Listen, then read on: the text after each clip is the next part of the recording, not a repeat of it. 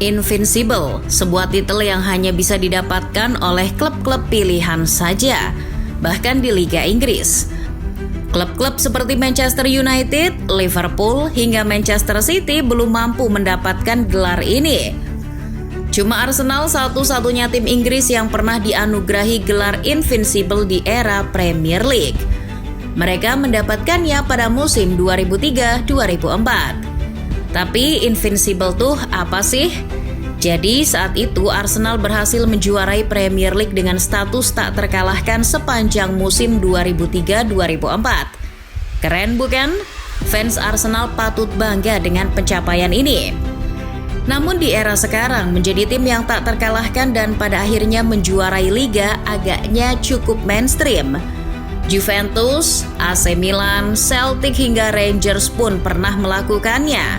FC Porto bahkan melakukannya sampai 2 kali saat menaklukkan Liga Portugal pada musim 2010-2011 dan musim 2012-2013. Tapi kalian pernah dengar tidak tentang cerita klub yang tak terkalahkan tapi gagal menjuarai liga?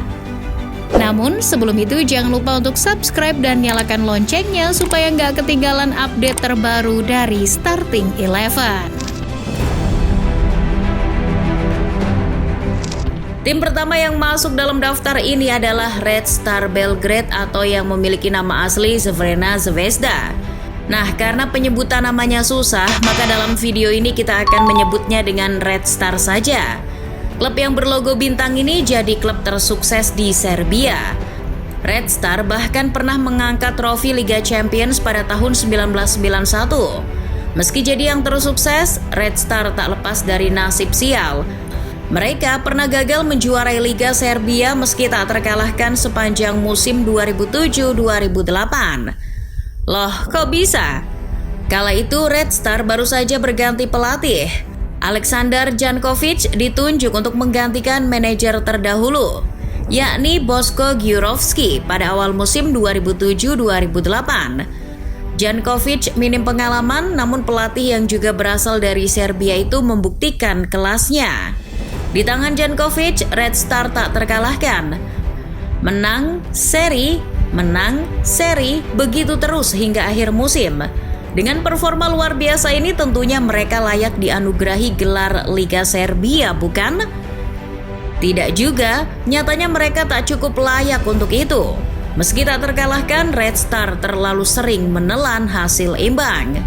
Dari 33 pertandingan, Red Star mengumpulkan 75 poin dengan rincian 21 kemenangan dan 12 hasil imbang. Oleh karena itu, perolehan poin mereka kalah dari Partizan. Meski kalah sekali, Partizan mengumpulkan 80 poin karena mengantongi kemenangan lebih banyak. Alhasil, Red Star gagal juara dan Jankovic pun dipecat.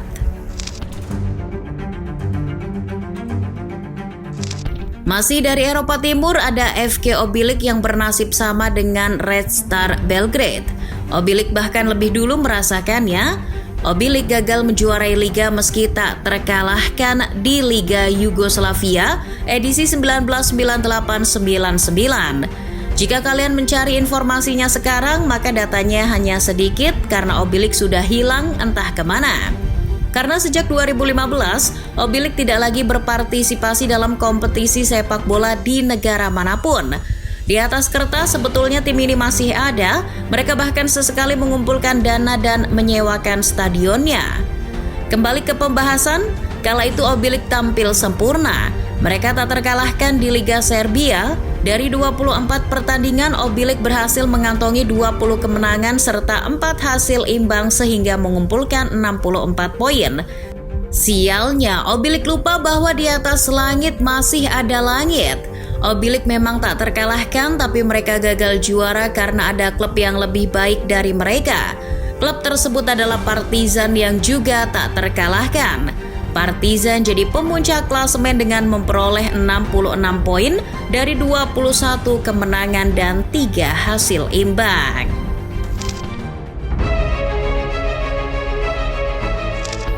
Dari Eropa Timur, mari kita terbang ke Arab Saudi. Sebelum Saudi Pro League viral dan menjadi destinasi para pemain-pemain bintang layaknya 2 musim terakhir, Di situ tercipta kisah yang luar biasa. Al-Ahli, klub yang kini dibela Roberto Firmino itu, pernah gagal menjuarai Liga Arab Saudi musim 2014-2015 meski tak terkalahkan. Saat itu Al-Ahli belum bertabur bintang seperti sekarang, tapi performanya boleh diperhitungkan. Hasil positif terus didapat oleh Saleh Al-Amri CS. Sayang performa apik mereka tak menghasilkan gelar di akhir musim. Itu disebabkan oleh banyaknya hasil imbang. Al-Ahli banyak mengantongi hasil imbang di laga-laga krusial. Barangkali 2 hasil imbang di pekan-pekan akhir jadi hasil yang paling menyakitkan. Itu membuat Al-Ahli hanya mendulang 60 poin, gagal menyalip Al-Nassr yang memuncaki klasemen dengan perolehan 64 poin. Sir Alex Ferguson, bekas pelatih Manchester United, pernah mengatakan kalau menyerang bisa membuat sebuah tim menang, tapi bertahan bisa mengantarkan tim itu juara. Perkataan itu tampak relevan terutama buat Fergie sendiri. Namun sebelum ia melatih United, Galatasaray sudah melakukan itu, tapi mereka justru gagal. Momen tersebut terjadi pada musim 1985-86. Musim itu Cimbom Aslan bermain bertahan di setiap pertandingan. Awalnya berjalan baik, mereka jadi tim yang tak terkalahkan sepanjang musim. Tapi pola permainan itu membuat mereka jadi lebih sering menelan hasil imbang. Dari 36 pertandingan, Galatasaray dapat hasil imbang di hampir separuhnya, yakni 16 laga.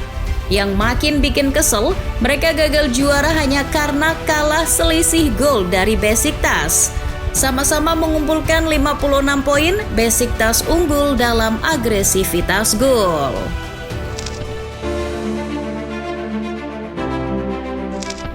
Benfica kini jadi klub tersukses di Liga Portugal. Itu ditandai dengan perolehan 38 gelarnya. Selisih 8 gelar dengan FC Porto yang baru mengantongi 30 gelar Liga Portugal. Meski begitu, bukan berarti Benfica tak pernah mengalami momen unik seperti klub-klub lain di daftar ini. Momen menyakitkan itu terjadi di musim 1977-78. Benfica memulai musim dengan percaya diri, mengingat saat itu mereka telah menjuarai Liga Portugal sebanyak 6 kali dari 7 tahun terakhir. Sayang, dominasi Benfica berakhir di musim tersebut. Yang mengakhirinya tidak lain dan tidak bukan adalah Porto. Benfica sebetulnya tak terkalahkan dan hanya memperoleh 9 hasil imbang, tapi kekalahan beruntun di Piala Eropa dan Piala Liga jadi penyebab olengnya performa Benfica. Di pekan-pekan krusial mereka malah terus menuai hasil imbang. Meski pada akhirnya sama-sama mengumpulkan 51 poin, Portolah yang keluar sebagai kampiun karena unggul agresivitas gol.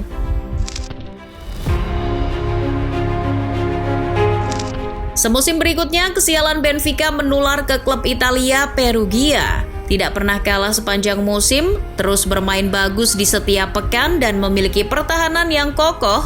Bukan berarti gelar juara Serie A musim 1978-79 bisa diraih dengan mudah oleh mantan klub dari Hidetoshi Nakata itu.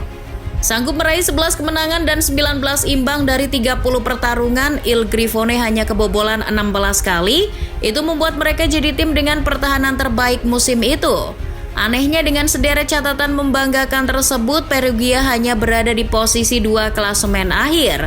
Mereka tertinggal 3 poin dari sang peraih trofi AC Milan. Dengan hasil yang mengejutkan, musim 1978-79 disebut sebagai musim yang ajaib bagi AC Milan. Fenomena Invincible tanpa mahkota ternyata tak hanya terjadi di sepak bola pria saja. Hal serupa juga menimpa tim wanita asal Norwegia Rosenborg Women di tahun 2020. Kala itu hanya ada 10 tim wanita yang aktif berkompetisi di Liga Norwegia Wanita. Maka dari itu laga yang dimainkan pun hanya sedikit.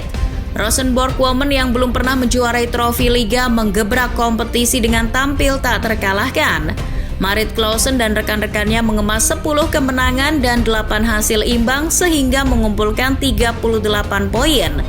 Sialnya, Rosenborg yang tak rajin mencetak gol kalah agresivitas gol dengan Vålerenga yang mengumpulkan poin sama. Selain mereka, kira-kira klub mana lagi nih yang bernasib sama?